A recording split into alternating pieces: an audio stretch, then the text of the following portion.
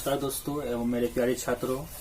मैंने पिछली क्लास में आपको हड़प्पा सभ्यता के बारे में कुछ विशेष स्थल के बारे में मानचित्र पर दर्शाया था। साथ ही साथ कुछ विशेषताओं के बारे में बताया था, उनके उत्खनन के बारे में बताया था और हड़प्पा सभ्यता से संबंधित जो देश, राज्य या फिर जो स्थान है उनके बारे में मैंने बताया था। उसके बाद मैं इस वीडियो में आपको उसी स्थानों में प्राप्त कुछ अवशेष या फिर जो भी उससे संबंधित नदी हैं या जो खोजकर्ता हैं उनके बारे में बताने जा रहा हूं। अगर आपने मेरा पहला वीडियो नहीं देखा है तो आप उसको अवश्य देख लें, क्योंकि अगर आप उसे नहीं देखिएगा तो हो सकता है यह बहुत कम समझ में आए, और जिन्होंने देख लिया है तो उनके लिए बहुत अच्छी बात है और यह आप आसानी से समझ सकते हैं। तो शुरू करते हैं हम अगले वीडियो की ओर, और इसमें हम जानेंगे वैसे कुछ महत्वपूर्ण स्थानों के बारे में जो कि हमें बार बार एग्जाम्स में पूछे जाते हैं और वहां पे हम कई बार कंफ्यूजन हो जाते हैं नदी को लेके, खोजकर्ता को लेके, या फिर कहां से कौन से अवशेष या फिर पुरावस्तुएं हमें प्राप्त हुए हैं। तो हम आज आपको वही बताने वाले हैं जो कि आप हमेशा कंफ्यूज होते हैं, इसलिए इसे ध्यान से देखिएगा और याद कीजिएगा। तो शुरू करते हैं। हम सिंधु घाटी सभ्यता के बारे में पढ़ रहे हैं और ये सिंधु घाटी सभ्यता का दूसरा वीडियो है। एक और वीडियो इसमें आने वाला है, टोटल 3 वीडियो होगा और 3 वीडियो में आप पूरी सिंधु घाटी सभ्यता को आसानी से समझ जाएंगे। इसमें कुछ प्रमुख स्थलों का मैंने नाम लिखा हुआ है, साथ ही साथ कुछ नदियों के बारे में है और खोजकर्ता के बारे में है और उनके अवशेष जो भी प्राप्त हुए हैं, वस्तुएं जो प्राप्त हुए हैं उनके बारे में है। तो सर्वप्रथम हम बात करते हैं हड़प्पा की। हड़प्पा जो कि सिंधु घाटी सभ्यता में पहली बार खोजा गया स्थान है। तो इस हड़प्पा के बारे में हम जानेंगे। यह हड़प्पा वर्तमान में पाकिस्तान में स्थित है और पाकिस्तान के मोंटगोमरी जिला जो कि पंजाब प्रांत के अंतर्गत आता है। यह पंजाब प्रांत के अंतर्गत आता है जो कि पाकिस्तान में है। और आपको मैं पहले ही बता चुका हूं कि एक पंजाब हमारे भारत में है और एक पंजाब पाकिस्तान में है। जब हमारा देश आजाद नहीं था, अंग्रेजों का गुलाम था, तो उस समय पूर्वी पंजाब और पश्चिमी पंजाब के नाम से जाना जाता था और पूर्वी पंजाब आज हमारे भारत में है तथा पश्चिमी पंजाब पाकिस्तान में है। तो यह हड़प्पा जो है पाकिस्तान में स्थित है वर्तमान में और मोंटगोमरी जिले में स्थित है जो कि पंजाब प्रांत में है। आगे बात करते हैं नदी की। तो यह हड़प्पा जो है यह हमें रावी नदी के पास प्राप्त हुआ है। इनके हड़प्पा के जो अवशेष प्राप्त हुए वो कहां से प्राप्त हुए हैं? तो रावी नदी के पास प्राप्त हुए हैं। इस नदी में काफी स्टूडेंट्स ऐसे होते हैं जो कंफ्यूज हो जाते हैं, क्योंकि सिंधु घाटी सभ्यता सिंधु नदी के लिए प्रसिद्ध है और यह सोच के कई सारे ऐसे स्टूडेंट्स होते हैं जो हड़प्पा को भी सिंधु नदी के पास ही समझते हैं और एग्जाम में सिंधु नदी को ही टिक करके आते हैं। लेकिन हमें याद रखना है कि यह हड़प्पा जो हमें प्राप्त हुआ है वह रावी नदी के पास प्राप्त हुआ है। यह मैंने आपको मानचित्र पर भी दर्शाया था। और इसके खोजकर्ता, हड़प्पा के जो खोजकर्ता हैं वो है दयाराम साहनी। इसे हम राय बहादुर दयाराम साहनी के नाम से भी जानते हैं और इनकी खोज इन्होंने 1921 ईस्वी में शुरू की थी और हमें हड़प्पा का सर्वप्रथम जो पता लगा वह 1921 ईस्वी में लगा और दयाराम साहनी के द्वारा। अब हम जानते हैं कि दयाराम साहनी जो हड़प्पा के खोजकर्ता हैं उनके द्वारा वहां पे खोज की गई, लेकिन बाद में हमें क्या क्या वहां से अवशेष प्राप्त हुए और क्या क्या वस्तुएं प्राप्त हुए जिनकी मदद से आज हम सिंधु घाटी सभ्यता को जान पा रहे हैं।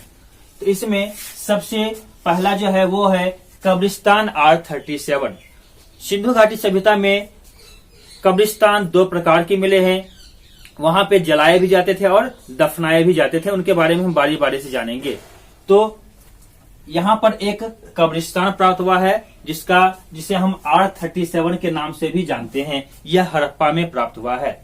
उसके बाद यहाँ पे अन्नागार के साक्ष्य प्राप्त हुए हैं। अन्नागार मीन्स अन्न का भंडार करने वाला जगह, मीन्स वैसे स्थान जहाँ पे अन्न का, अनाजों का भंडार किया जाता था गोदाम के रूप में, तो वैसे अन्नागार भी हमें हड़प्पा से प्राप्त हुए हैं। इसके अलावा कांस्य के दर्पण, इससे पहले मैंने आपको बताया था कि हड़प्पा सभ्यता के लोग कांसा का निर्माण खुद से किए थे, तांबा और टीन को मिला के। तो तांबा और टीन के मिलने से कांसा का निर्माण किया गया था और हड़प्पा सभ्यता के लोग कांसे के दर्पण का प्रयोग करते थे। साथ ही साथ हड़प्पा से हमें श्रमिक आवास के बारे में यानी मजदूरों के रहने के जगह के बारे में, स्थान के बारे में हमें साक्ष्य प्राप्त हुआ है। और उर्वरता की देवी, यह उर्वरता की देवी की एक हमें चित्र प्राप्त हुआ है और जिसमें दर्शाया गया है कि एक स्त्री के गर्भ से पौधे का जन्म हो रहा है। मीन्स स्त्री के गर्भ से पौधे का जन्म होते हुए उसे दिखाया गया है चित्र के माध्यम से, जिसे हम उर्वरता की देवी के नाम से जानते हैं। साथ ही साथ यहाँ पे गेहूं और जौ के दाने प्राप्त हुए हैं। हड़प्पा सभ्यता में सर्वाधिक उत्पादन करने वाले फसल गेहूं और जौ ही थे, क्योंकि सर्वाधिक स्थलों पर हमें गेहूं और जौ के ही साक्ष्य प्राप्त हुए हैं। तो हड़प्पा से हमें प्राप्त हुए हैं गेहूं और जौ के साक्ष्य। हम आते हैं अगले स्थल के बारे में। अगला स्थल है मोहनजोदड़ो। यह मोहनजोदड़ो सिंधु घाटी सभ्यता का सबसे बड़ा तथा सबसे प्रसिद्ध शहर रहा है और हड़प्पा तथा मोहनजोदड़ो दोनों को सिंधु घाटी सभ्यता की जुड़वा राजधानी भी कही जाती है। तो मोहनजोदड़ो वर्तमान में पाकिस्तान में ही स्थित है और पाकिस्तान के लड़काना जिला में स्थित है। और यह लड़काना जिला जो है वह सिंध प्रांत के अंतर्गत आता है। यानी हड़प्पा पंजाब प्रांत में है, मोंटगोमरी जिले में, और मोहनजोदड़ो लड़काना जिला में जो कि सिंध प्रांत में है। मोहनजोदड़ो की खोज जो हुई वह सिंधु नदी के किनारे हुई है और इसके खोजकर्ता हैं राखल दास बनर्जी और 1922 में इसकी खोज की गई। मोहनजोदड़ो की खोज राखल दास बनर्जी के द्वारा 1922 में की गई। कभी कभी एग्जाम्स में आपको राखल दास बनर्जी नाम नहीं देकर आपको आरडी बनर्जी भी ऑप्शन में रहता है, जो कि इसी का शॉर्ट नेम है। तो इसलिए आपको आरडी के नाम से भी याद रखना है। इसे हम आरडी बनर्जी या फिर राखल दास बनर्जी के भी नाम से जानते हैं। अब हम जानते हैं कि विशाल स्नानागार जो कि एक प्रसिद्ध स्थल पर प्राप्त हुआ है, जो कि मोहनजोदड़ो है, और यह विशाल स्नानागार काफी प्रसिद्ध भी रहा है। तो यह विशाल स्नानागार के जो हमें साक्ष्य प्राप्त हुए हैं वह मोहनजोदड़ो से प्राप्त हुआ है। और इतिहासकार अनुमान लगाते हैं कि इसका प्रयोग हड़प्पा सभ्यता के लोग सामूहिक स्नान या विशेष अनुष्ठानिक स्नान के लिए करते होंगे, जिसके बाद लोग कोई पूजा पाठ या कर्म कांड में जाते होंगे और इसमें एक साथ कई व्यक्ति नहाते होंगे, स्नान करते होंगे। इसे विशाल स्नानागार का नाम दिया गया है। इसके साथ ही साथ हमें मोहनजोदड़ो से सूती वस्त्र के साक्ष्य प्राप्त हुए हैं, जिससे हम यह कह सकते हैं कि सिंधु घाटी सभ्यता में भी कपास की खेती की जाती थी, जिससे कि हमें सूती वस्त्र प्राप्त हुए हैं। इसके अलावा हमें कांसे की नर्तकी मूर्ति प्राप्त हुई है। यह कांसे की ही मूर्ति है और हम पहले जान चुके हैं कि हड़प्पा सभ्यता जो है कांस्य युगीन सभ्यता कहलाती है, इसलिए ज्यादातर साक्ष्य में कांसे के ही प्राप्त होते हैं और कांसे की नर्तकी की मूर्ति भी प्राप्त हुई है। साथ ही साथ में पुरोहित की भी मूर्ति प्राप्त हुई है, जिससे यह अनुमान लगाया जा सकता है कि उस समय जो शासन किया जाता होगा वह पुरोहितों द्वारा होता होगा या फिर शासन क्रिया में जो है पुरोहित का एक महत्वपूर्ण स्थान रहा होगा। इसके साथ में मातृ देवी की मूर्ति भी प्राप्त हुई है, जिससे अनुमान लगाया जा सकता है कि उस समय मातृ देवी की पूजा की जाती थी। साथ ही साथ उस समय मातृ सत्तात्मक परिवार के भी साक्ष्य प्राप्त होते हैं और यहाँ पे लोग दो मूर्ति की पूजा करते होंगे, जिसमें से एक मातृ देवी है और दूसरा पशुपति नाथ है। पशुपति नाथ जिसे हम शिव के रूप में भी जानते हैं, क्योंकि यह पशुपति नाथ जो है इसकी जो हमें मूर्ति प्राप्त हुई है, इनके आसपास कई सारे पशु प्राप्त हुए हैं, इसलिए इसे पशुपति नाथ के नाम से भी जानते हैं। और इनके सिर पर त्रिशूल के साक्ष्य मिले हैं, इसलिए इन्हें शिव माना जाता है। यानी हमें मोहनजोदड़ो से विशाल स्नानागार, सूती वस्त्र, कांसे की नर्तकी की मूर्ति, पुरोहित की मूर्ति, मातृ देवी की मूर्ति और पशुपति नाथ की मूर्ति के अवशेष प्राप्त हुए हैं। आगे हम आते हैं चनहुद्रो। यह चनहुद्रो जो है यह भी पाकिस्तान में ही है और पाकिस्तान के सिंध प्रांत में स्थित है। चनहुद्रो भी पाकिस्तान के सिंध प्रांत में स्थित है और यह चनहुद्रो भी सिंधु नदी के किनारे ही प्राप्त हुए हैं। और इस चनहुद्रो के जो खोजकर्ता हैं वो है गोपाल मजुमदार तथा अर्नेस्ट मैके। गोपाल मजुमदार के द्वारा यह 1934 में शुरू की गई थी और बाद में अर्नेस्ट मैके ने 1935 में अपना सहयोग दिया था। तो गोपाल मजुमदार और अर्नेस्ट मैके ये दोनों खोजकर्ता के रूप में जाने जाते हैं चनहुद्रो के। अब हम जानते हैं कि चनहुद्रो से हमें क्या क्या अवशेष प्राप्त हुए हैं। तो चनहुद्रो से हमें मनके प्राप्त हुए हैं, पहियों वाली गाड़ी प्राप्त हुए हैं, कंघा, लिपस्टिक, पाउडर, वक्राकार ईंटें, ये मुख्य चीजें हमें चनहुद्रो से प्राप्त हुई है, जिससे हम यह कह सकते हैं कि उस समय महिलाओं के सौंदर्य के सारे साधन भी मौजूद थे और वह अपने सौंदर्य पर भी ध्यान देते थे। साथ ही साथ यहाँ पर वक्राकार ईंटें प्राप्त हुई है जो कि सिंधु घाटी सभ्यता के अन्य स्थलों पर प्राप्त नहीं हुई है। और एक चनहुद्रो ही ऐसा जगह है जहाँ से वक्राकार ईंटें प्राप्त हुई है और इनमें मनके भी महत्वपूर्ण हैं और पहियों वाली गाड़ी, जिससे यहाँ पर यात्रा की जाती होगी या फिर व्यापार के लिए प्रयोग किया जाता होगा। आगे हम आते हैं कालीबंगा पे। कालीबंगा जो कि राजस्थान राज्य में है और हमारे भारत में है और राजस्थान राज्य के हनुमानगढ़ में वर्तमान में स्थित है। कालीबंगा वर्तमान में कहाँ पर है? तो राजस्थान राज्य के हनुमानगढ़ जिले में स्थित है। यह घग्गर नदी के किनारे स्थित है। कालीबंगा के जो अवशेष में प्राप्त हुए हैं वह घग्गर नदी के किनारे प्राप्त हुए हैं। इनके जो खोजकर्ता हैं वो है अमलानंद घोष। इसके कालीबंगा के खोजकर्ता हैं अमलानंद घोष और 1951 में इसकी खोज की गई। साथ ही साथ यहाँ पर एक और भी नाम आता है बीबी लाल एवं बीके थापर का।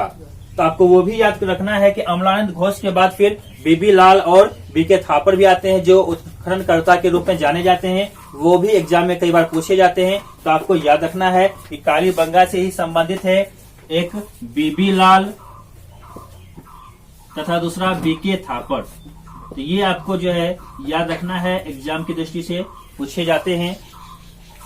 और कालीबंगा से में क्या क्या प्राप्त हुए हैं? तो जुते हुए खेत के साक्ष्य, मीन्स हमें कालीबंगा से खेतों के जोतने के साक्ष्य प्राप्त हुए हैं। मीन्स उस समय खेती की जाती होगी और खेतों को जोतने के लिए हल वगैरह का प्रयोग किया जाता होगा, क्योंकि हमें हरियाणा बनावली से जो है मिट्टी के हल भी प्राप्त हुए हैं। लेकिन याद रखना है दोस्तों कि मिट्टी के हल जो प्राप्त हुआ है वो हरियाणा बनावली से, लेकिन हमें जुते हुए खेत के जो साक्ष्य मिले हैं वो कालीबंगा से। साथ ही साथ हमें यहाँ पे चूड़ियां प्राप्त होती है। कालीबंगा से हमें काले रंग की चूड़ियां भी प्राप्त हुई है। हवन कुंड के साक्ष्य में प्राप्त हुए हैं कालीबंगा से, जिससे हम यह अनुमान लगा सकते हैं कि उस समय अग्नि की भी पूजा की जाती होगी, जिसके कारण कि हमें अग्नि के हवन कुंड भी प्राप्त हुए हैं। और एक महत्वपूर्ण है इसमें भूकंप के साक्ष्य। आगे हम पढ़ेंगे कि सिंधु घाटी सभ्यता के पतन के कई सारे कारण विद्वानों ने बताए हैं और उनमें से एक प्रमुख कारण है भूकंप। और यह भूकंप के साक्ष्य में कहां से प्राप्त होते हैं? तो कालीबंगा से ही प्राप्त होते हैं। आगे हम आते हैं लोथल पे। लोथल जो कि गुजरात राज्य में है और गुजरात राज्य के अहमदाबाद जिले में है। और इससे पहले मैं आपको बता चुका हूं कि गुजरात एक ऐसा राज्य है जहां पर सिंधु घाटी सभ्यता के सर्वाधिक स्थान प्राप्त हुए हैं। तो ये लोथल कहां पर है? तो गुजरात में है और गुजरात के अहमदाबाद क्षेत्र में है। लोथल के अवशेष प्राप्त हुए हैं हमें भोगवा नदी के किनारे। और लोथल के जो खोजकर्ता हैं वो है रंगनाथ राव, जो कि 1957 में किए हैं। मिस रंगनाथ राव के द्वारा 1957 में लोथल की खोज की गई। और लोथल में क्या क्या हमें पुरास्थल या फिर अवशेष प्राप्त हुए हैं हम उनके बारे में जानते हैं। हमें लोथल से पत्तन के अवशेष प्राप्त हुए हैं, मीन्स बंदरगाह के अवशेष। यानी उस समय जो है व्यापार के लिए समुद्री मार्ग का भी प्रयोग किया जाता रहा होगा और जिसके माध्यम से एक देश से दूसरे देश या एक सभ्यता से दूसरे सभ्यता में भी व्यापार होता होगा।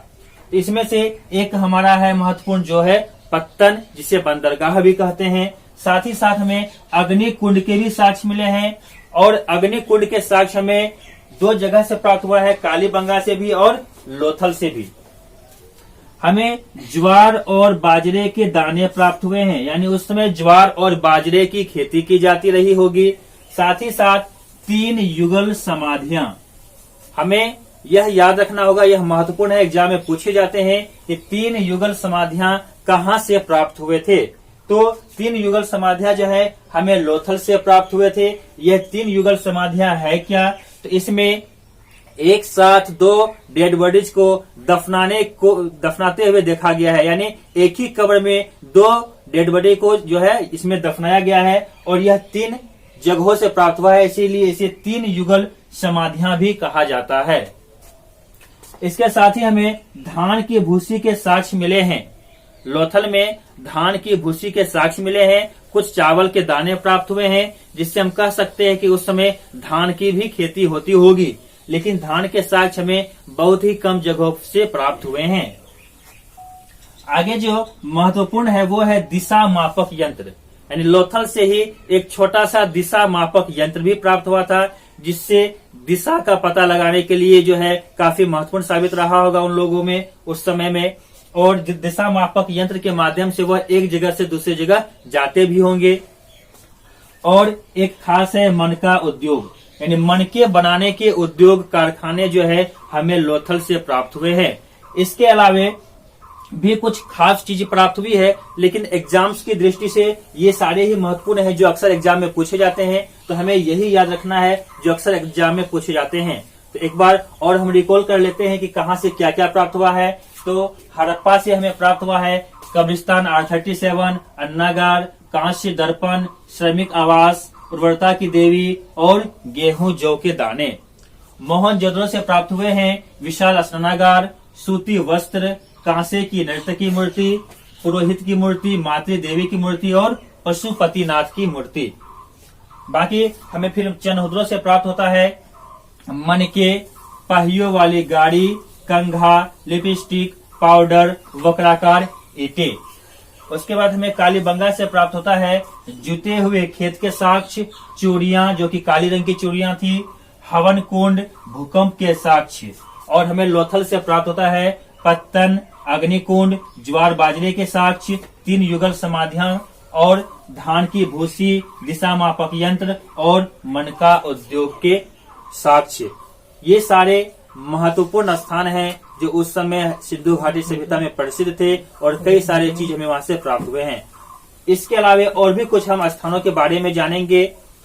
यह खास तो थे ही, लेकिन कुछ और भी खास हैं, अब हम उनके बारे में जानेंगे। चलिए दोस्तों, तो हम अब कुछ और महत्वपूर्ण स्थलों के बारे में जानेंगे जो सिंधु घाटी सभ्यता के समय में काफी प्रसिद्ध रहा था और अभी हमें उत्खनन के दौरान प्राप्त हुए हैं, तथा वहां से जो भी हमें अवशेष या पुरावस्तुएं प्राप्त हुए हैं हम उनके बारे में जानेंगे। तो अगला है हमारा राखी गढ़ी। राखी गढ़ी जो कि घग्घर नदी के किनारे प्राप्त हुआ है और सूरज भान इसकी खोज करता है। राखी गढ़ी स्थित है वर्तमान में हरियाणा राज्य के हिसार जिले में। राखी गढ़ी वर्तमान में स्थित है हरियाणा राज्य के हिसार जिले में, और इनके अवशेष हमें घग्घर नदी के किनारे प्राप्त हुए हैं और इसके खोजकर्ता हैं सूरज भान। यहाँ से हमें जो महत्वपूर्ण वस्तुएं अथवा अवशेष प्राप्त हुए हैं वो है ताम्र उपकरण, मीन्स तांबे के उपकरण। इससे पहले हमने देखा कि कई स्थलों से हमें कांसे के दर्पण अथवा कांसे के कई सारे वस्तुएं प्राप्त हुई है, लेकिन अगर हम सबसे पुराने धातु की बात करेंगे तो वो तांबे ही का ही प्रयोग किया जाता था, और यहाँ से हमें तांबे के उपकरण प्राप्त हुए हैं राखी गढ़ी से। साथ ही साथ हमें यहाँ रक्षा प्राचीर के भी साक्ष्य प्राप्त हुए हैं, यानी उस समय किलेबंदी की जाती थी, प्राचीर दीवारें बनाई जाती थी, सुरक्षा की दृष्टि से भी काफी अच्छे कार्य किए जाते थे ताकि बाहरी आक्रमण से बचा जा सके। तो यहाँ से हमें रक्षा प्राचीर के भी साक्ष्य प्राप्त हुए हैं। इनके अलावे हम आगे आते हैं बनावली। बनावली जो कि हरियाणा राज्य के हिसार जिले में ही स्थित है। यह दोनों राखी गढ़ी और बनावली दोनों हरियाणा राज्य में ही है और दोनों ही हिसार जिले में प्राप्त हुआ है। लेकिन बनावली जो है यह सरस्वती नदी के किनारे है। इससे पहले वाले वीडियो में मैंने आपको बताया था कि ज्यादातर स्थान जो शुरुआती दौर में खोजे गए थे वो जो हमें प्राप्त हुए थे वो सिंधु नदी के किनारे प्राप्त हुए थे। लेकिन कुछ स्थान हमें और नदी के किनारे और सरस्वती नदी के किनारे भी प्राप्त हुए थे, जिसके कारण बाद में इसका नाम सिंधु सरस्वती घाटी सभ्यता भी रखा गया था। तो यह बनावली हमें सरस्वती नदी के किनारे प्राप्त हुआ। इसके खोजकर्ता हैं आर.एस. विष्ट। बनावली के खोजकर्ता हैं आर.एस. विष्ट। और यहां से जो हमें महत्वपूर्ण चीज प्राप्त हुई है वो है मिट्टी के हल, पकी हुई मिट्टी के हल प्राप्त हुए हैं, जिसे हम टेराकोटा भी कहते हैं। पकी हुई मिट्टी को हम टेराकोटा भी कहते हैं। और यहाँ से हमें पकी हुई मिट्टी के हल प्राप्त हुए हैं तथा जौ के दाने प्राप्त हुए हैं। इसके बाद हम आते हैं रोपड़ पे। रोपड़ जो कि पंजाब राज्य में स्थित है और यह रंगपुर में स्थित है, पंजाब के रंगपुर जिले में स्थित है और यह है सतलज नदी के किनारे। रोपड़ कहाँ पर है? तो सतलज नदी के किनारे। और इसके खोजकर्ता हैं यज्ञदत्त शर्मा। रोपड़ के खोजकर्ता हैं यज्ञदत्त शर्मा। और यहाँ से हमें जो अवशेष प्राप्त हुए या जो वस्तु प्राप्त हुए हैं उनमें से एक जो मुख्य है वो है तांबे की कुल्हाड़ी। अभी हमने देखा ताम्र उपकरण हमें प्राप्त हुआ था राखी गढ़ी से, और अभी हमें रोपड़ से प्राप्त हो रहा है तांबे की कुल्हाड़ी। आगे है सुरकोटदा। सुरकोटदा जो कि गुजरात राज्य के कच्छ में स्थित है और यह भी सरस्वती नदी के ही किनारे है। सुरकोटदा सरस्वती नदी के किनारे है और यह गुजरात राज्य के कच्छ में स्थित है। इसके जो खोजकर्ता हैं वो है जगपति जोशी। जगपति जोशी के द्वारा सुरकोटदा की खोज की गई। और हमें जो सुरकोटदा से प्राप्त हुए वह है कलश समाधान। इससे पहले हमने देखा था हमें कब्रिस्तान प्राप्त हुआ था हड़प्पा से, और युगल समाधियां 3 हमें युगल समाधियां भी प्राप्त हुई थी, उनके बारे में भी हमने जाना था।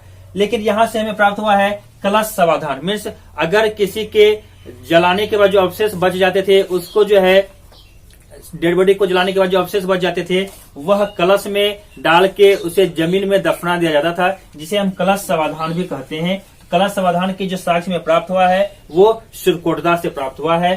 साथ ही साथ हमें तराजू के साक्ष्य प्राप्त हुए हैं, जिसका प्रयोग उस समय मापतोल के लिए किया जाता होगा।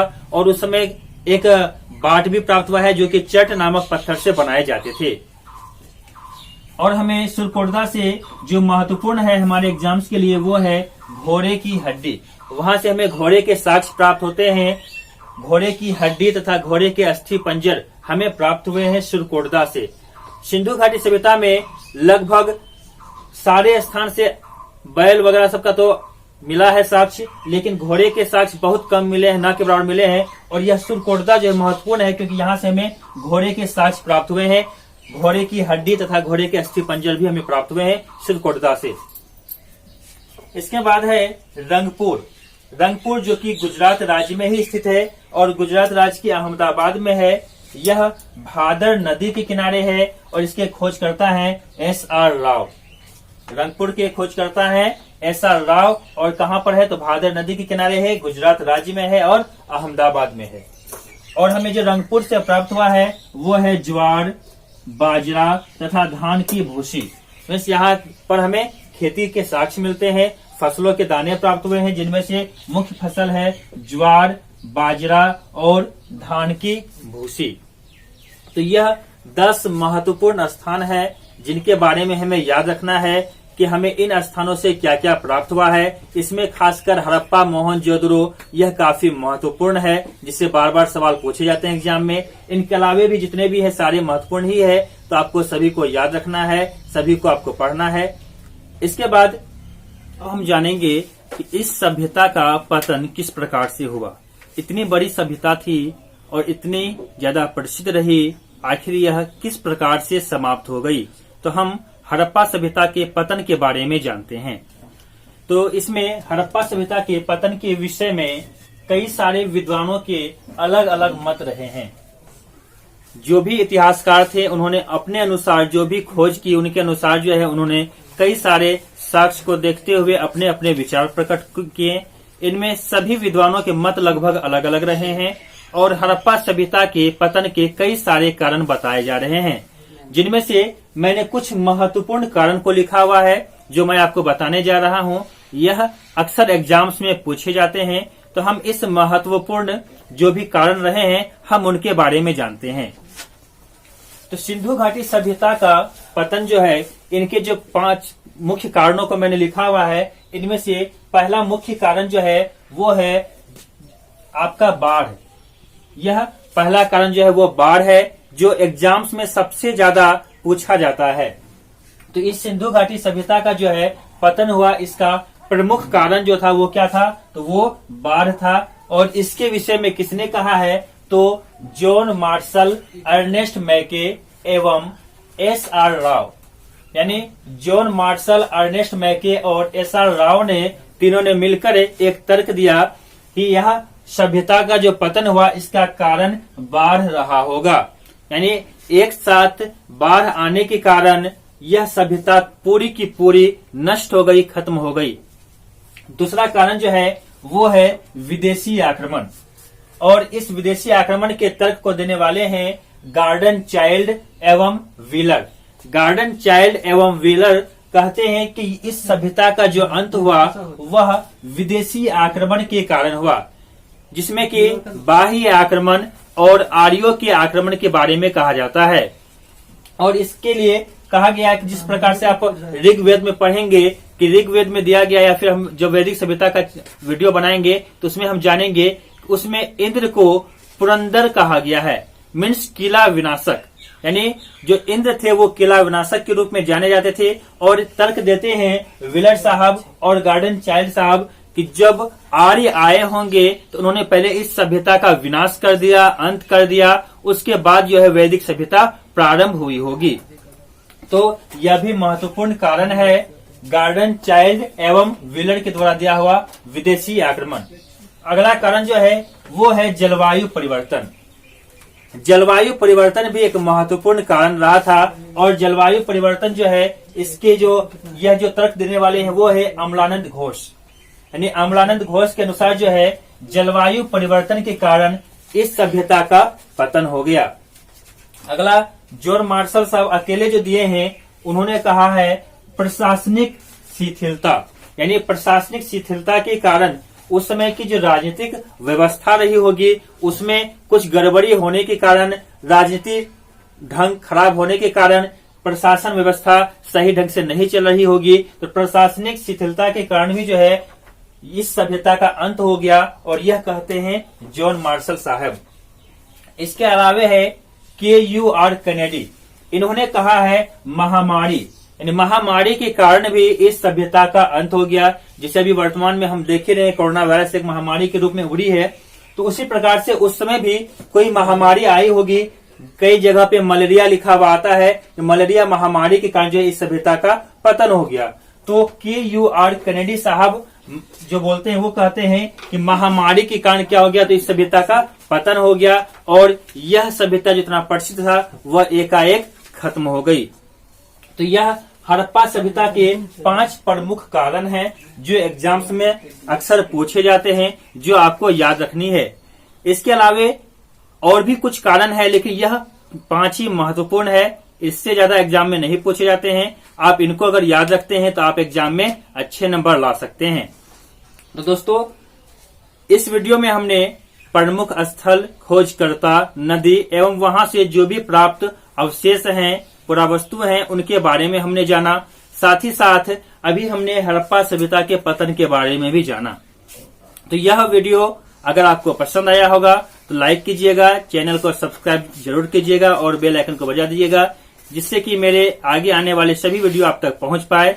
और इसके बाद हड़प्पा सभ्यता से एक और वीडियो आने वाला है पार्ट 3, जो कि काफी महत्वपूर्ण होगी। और अगर आप मेरे पुराने वीडियो को नहीं देखे हैं तो आप उनको भी देख लें और चैनल को सब्सक्राइब कर लें, ताकि आने वाले सारे वीडियो आप तक पहुंच पाए। और तीसरे वीडियो में हम इस सभ्यता के बारे में और भी डिटेल से जानेंगे कि नगरीय सभ्यता किस प्रकार से थी, कैसी थी, उस समय की राजनीतिक व्यवस्था कैसी थी, धार्मिक व्यवस्था कैसी थी, सांस्कृतिक व्यवस्था कैसी थी। इसके बारे में हम तीसरे पार्ट में जानेंगे। और इस तरह से 3 पार्ट में यह सिंधु घाटी सभ्यता चैप्टर आपका खत्म हो जाएगा। तो इस चैप्टर में जो भी चीजें आपको बताई गई है आप अच्छे से सुनेंगे और देखेंगे तो यह सभ्यता और इस चैप्टर के बारे में आप सब कुछ जान जाएंगे, जिससे कि अगर आप किसी भी एग्जाम्स में बैठेंगे तो आप अच्छे अंक ले सकते हैं। तो इसलिए आप इसको अच्छे से देखिएगा और कोशिश कीजिएगा ज्यादा से ज्यादा समझने का। अगर आपको कहीं समस्याएं होंगी तो आप कमेंट बॉक्स में पूछ भी सकते हैं। तो दोस्तों, अगर यह वीडियो पसंद आया हो तो लाइक जरूर कीजिएगा और मिलते हैं हम अगले वीडियो में। Bye bye.